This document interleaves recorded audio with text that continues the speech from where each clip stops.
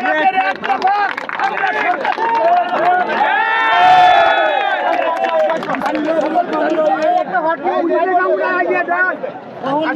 আন্দোলন আমরা দেখি নাই, 69-এর কোন অভ্যুত্থান দেখি নাই, ৭১-এর মুক্তিযুদ্ধ দেখি নাই। আমরা 2024-এর ছাত্র আন্দোলন আমরা দেখেছি।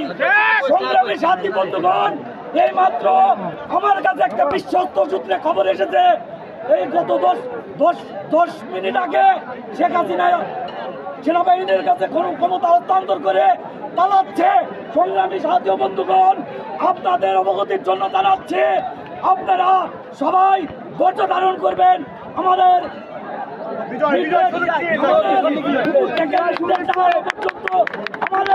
নিশ্চিত, ইনশাআল্লাহ। ঘরে ফিরত যাবো ইনশাআল্লাহ। বাংলাদেশ জিন্দাবাদ, বাংলাদেশ সাধারণ মানুষ, সাধারণ শিক্ষার্থী জিন্দাবাদ, জিন্দাবাদ, জিন্দাবাদ।